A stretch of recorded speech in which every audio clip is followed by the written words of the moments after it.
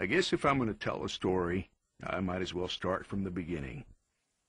Back around 1843, people thought just about everything that could be invented had been invented. Can you imagine? Congress was considering a bill to close the U.S. Patent Office.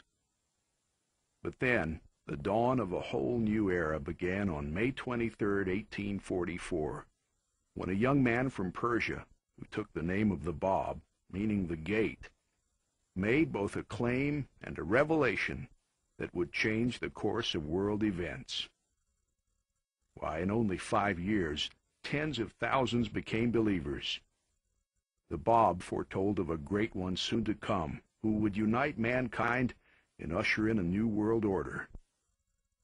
The very next day, May 24, 1844, Samuel Morse sent the first electronic message by a new invention called the telegraph from Washington, D.C. to Baltimore, Maryland. It said, "What hath God wrought?" In California, Corporal Jose Verdugo was given thousands of acres for his military service. He named it the Rancho San Rafael, which included most of what is now Glendale, Burbank, Eagle Rock, and Highland Park.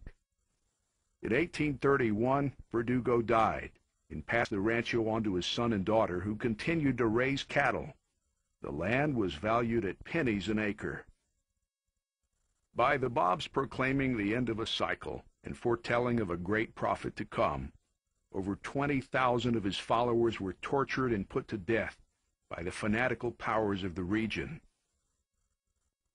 On July 9, 1850, the Bab himself was executed, carried out by a regiment of 750 riflemen.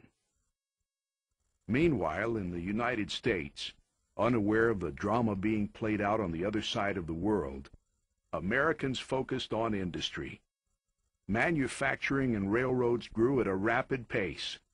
The floodgates of knowledge and technology opened up, and for the first time in years, the U.S. Patent Office was swamped with applications. After a brief conflict with the Spanish, California was now a U.S. territory. The boom was on. Thousands were California-bound, the lure of gold still gripping their hopes and dreams.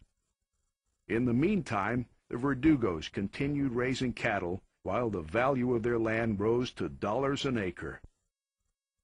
One of the followers of the Bab, while suffering imprisonment in the most foul dungeon of Persia, received a revelation from God that he was the one whom the Bab had foretold, a messenger of the new age. His name was Baha'u'llah. He taught that there is only one God, no matter what name we call him, that all religions come from one source, and that all mankind is as one human family. While Baha'u'llah proclaimed, "God maketh no distinction between the white and the black," the United States was in the middle of a bloody civil war. Los Angeles continued to grow as more people made it their home. In 1871, the Verdugo's rancho was dissolved by the courts, making land available in smaller parcels for homes and businesses. 6 individuals contributed land to create the original 150-acre town site, which was named the Town of Glendale in 1887. Lot sold for $125.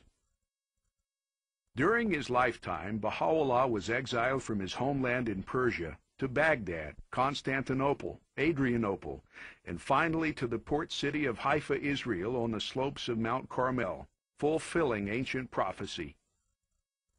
Baha'u'llah's earthly life ended in 1892, leaving a written legacy of over 100 volumes. He appointed his son, Abdul-Baha, to guide the faith and protect it from division. His teachings include universal education, the equality of women and men, and a detailed plan for a lasting peace. By the way, I'm Thornton Chase, and in 1893 I heard the first mention of the Bahá'í Faith here in America at the Chicago World's Fair. After studying the faith for 3 years, I wrote a letter and sent it by ocean liner to Palestine, telling Abdu'l-Baha that I believed in his father's divine message.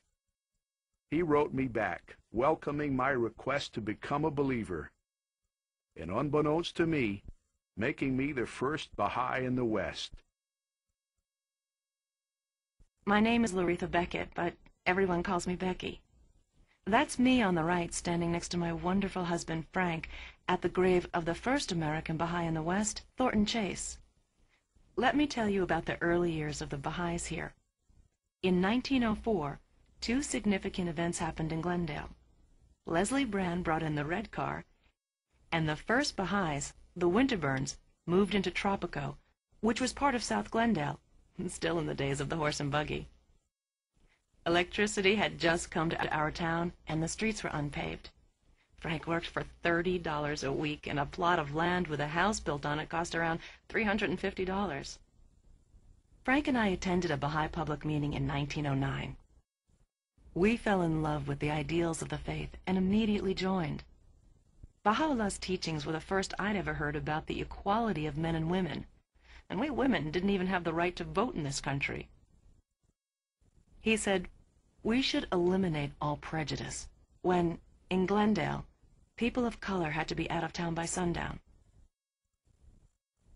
These were exciting ideas, and we were the first to become Baha'is here.